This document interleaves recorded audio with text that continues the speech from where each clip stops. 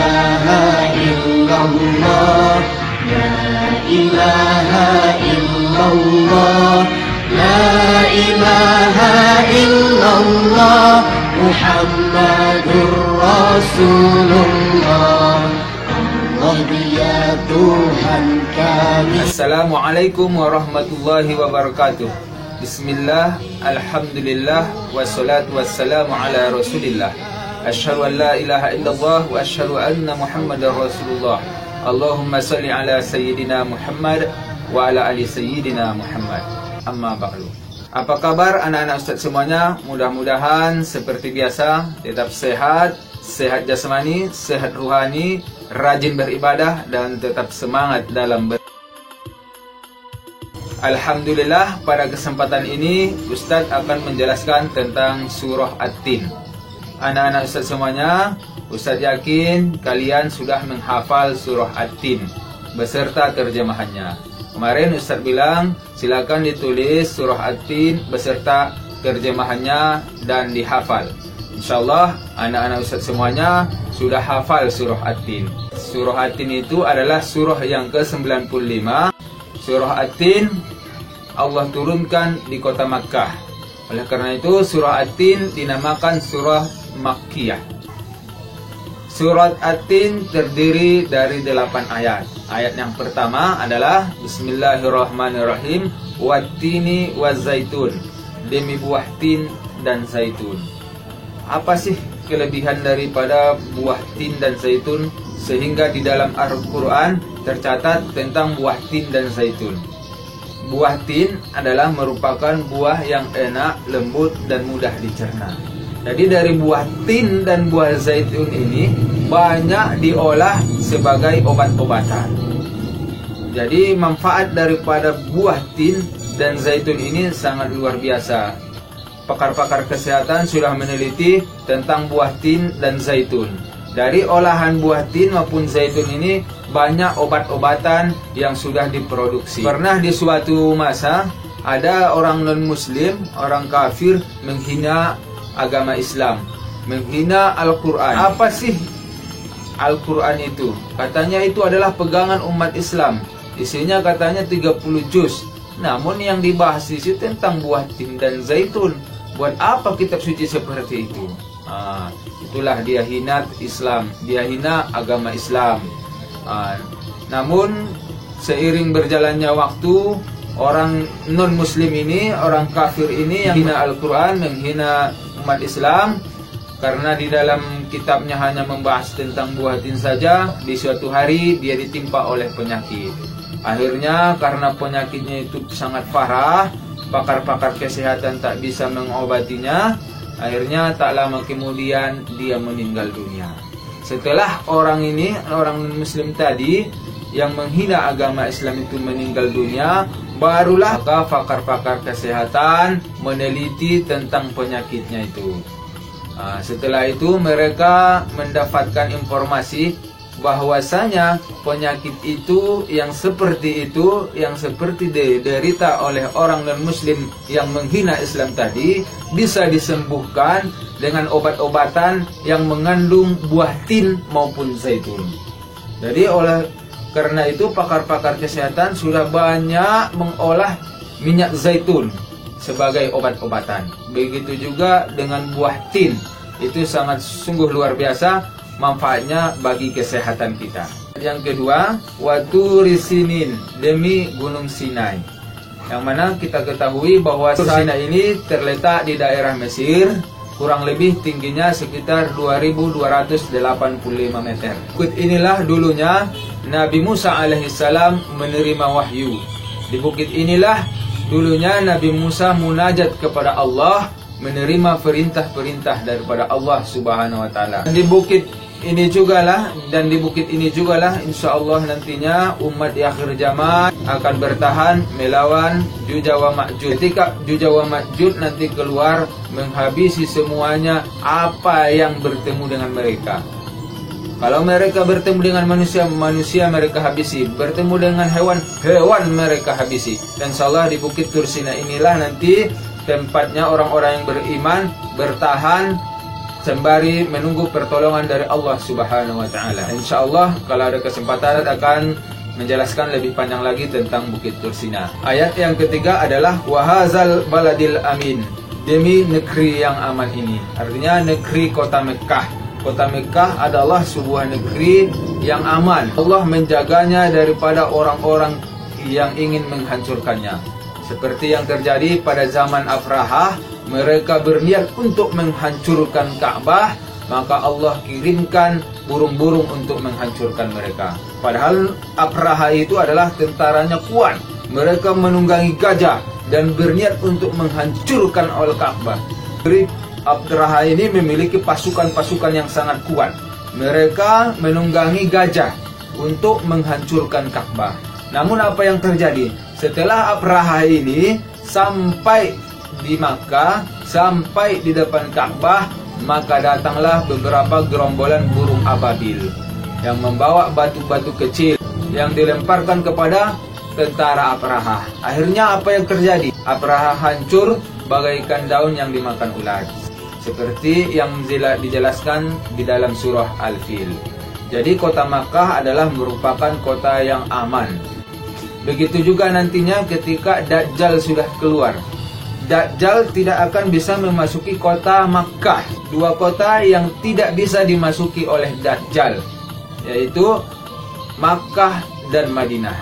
Yang mana nantinya setelah Dajjal keluar, dia akan berkeliling dunia. Semua kota dia masuki, semua daerah dia masuki, terkecuali kota Makkah dan Madinah. Gerbang-gerbang kota Makkah dijaga oleh para malaikat. Maka kota yang paling aman adalah kota Makkah. Ayat yang keempat adalah laqad khalaqnal insana fi ahsani taqwim. Sungguh kami telah menciptakan manusia dalam bentuk yang sebaik-baiknya. Allah Subhanahu wa taala menciptakan kita dengan bentuk yang sebaik-baiknya. Coba kita lihat ciptaan Allah dalam diri kita. Allah berikan kepada kita dua tangan, Allah berikan kepada kita dua mata, Allah berikan kepada kita dua telinga, Allah berikan kepada kita dua kaki. Coba kalau kita diberikan 4 kaki nggak ada tangan, atau umpamanya kita tidak diberikan kuping, bagaimana jadinya? Namun Allah Subhanahu wa taala menciptakan kita, menciptakan manusia dalam bentuk yang sebaik-baiknya. Ayat selanjutnya, "Tsumma radadnahu asfala safilin." Kemudian kami mengembalikannya ke tempat yang serendah-rendahnya. Jadi Allah Subhanahu wa taala menciptakan kita, makhluknya yang sempurna, makhluknya yang paling bagus bentuknya. Allah kasih kepada kita akal dan pikiran. Allah kasih kepada kita nafsu. Apabila akal dan pikiran kita, hati kita, nafsu kita tidak bisa kita kendalikan ke jalan yang benar, maka tempat kembali kita adalah ke tempat yang serendah-rendahnya, yakni neraka. Oleh karena itu, seorang manusia yang bisa mengendalikan nafsunya, maka dia Allah angkat tingkatannya lebih tinggi daripada malaikat. Namun kalau seorang manusia yang tak bisa mengendalikan nafsunya, maka dia derajatnya itu paling rendah daripada binatang. Manusia Allah berikan akal dan pikiran, Allah berikan perasaan, Allah berikan nafsu. Namun apabila kita tidak bisa mengontrol atau mengendalikan nafsu kita, kita berbuat maksiat, berbuat jahat, berbohong dan lain sebagainya, maka derajat kita itu di bawah daripada binatang. Namun kalau kita bisa mengendalikan nafsu kita, gunakan semuanya ke dalam jalan yang benar, maka derajat kita Allah angkat di atas para malaikat. Karena malaikat itu tidak diberikan nafsu. Malaikat itu tidak ada nafsu. Malaikat hanya taat dan patuh kepada perintah Allah. Namun manusia diberikan nafsu, begitu juga dengan akal dan pikiran.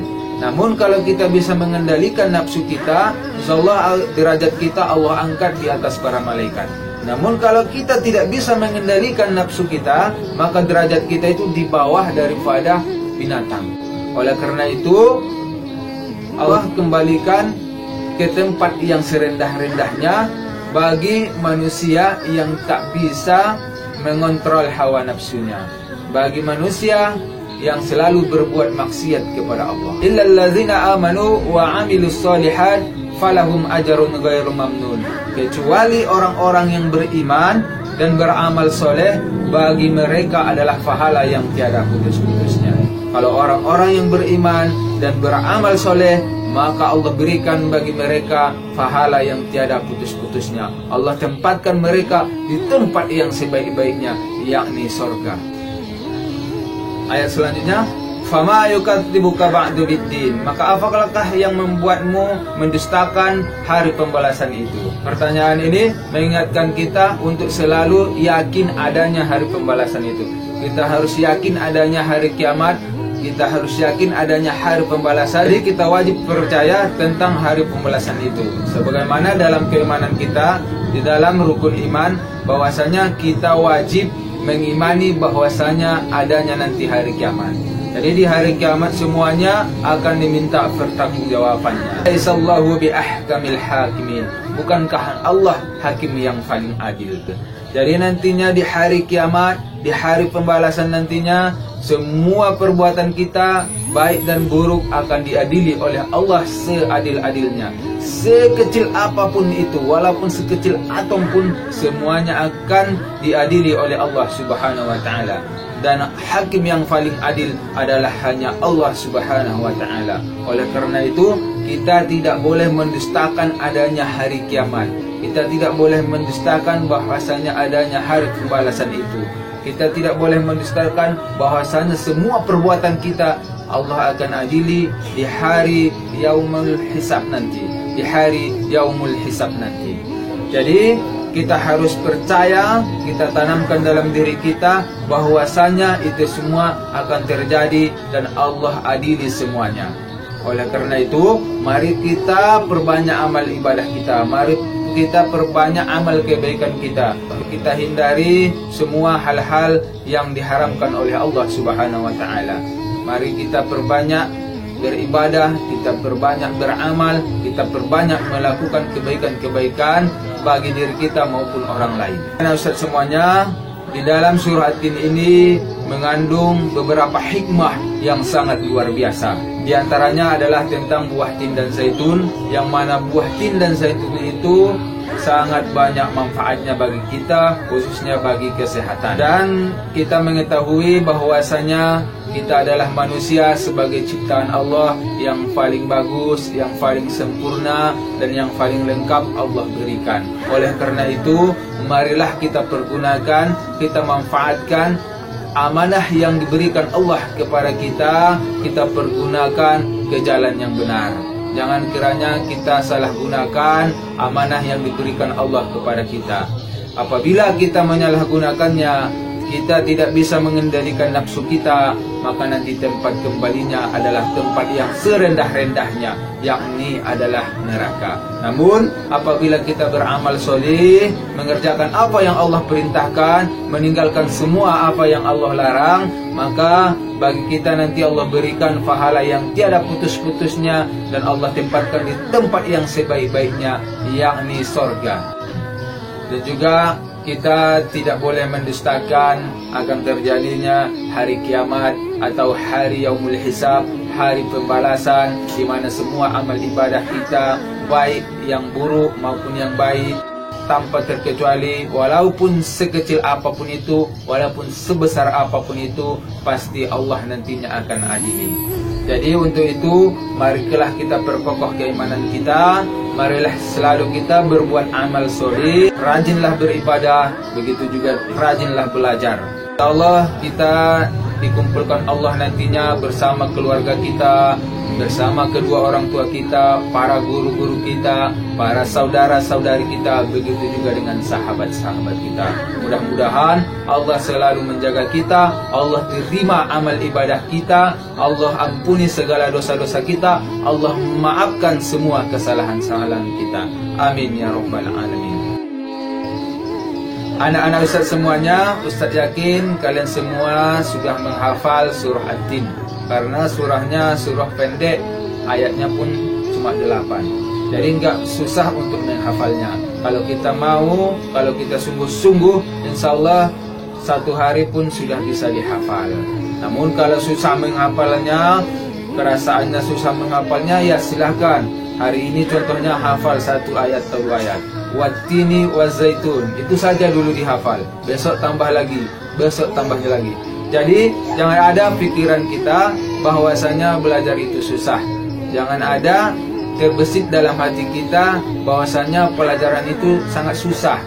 Namun belajar itu sangat menyenangkan, apalagi pelajaran kita ini. Di samping kita mendapatkan ilmu, kita mendapatkan pahala dari Allah Subhanahu wa taala. Karena yang kita baca adalah ayat Al-Qur'anul Karim. Oleh karena itu, wahai anak-anak Ustaz semuanya, bersungguh-sungguhlah dalam belajar, bersungguh-sungguhlah dalam belajar. Rajinlah beribadah dan rajinlah belajar.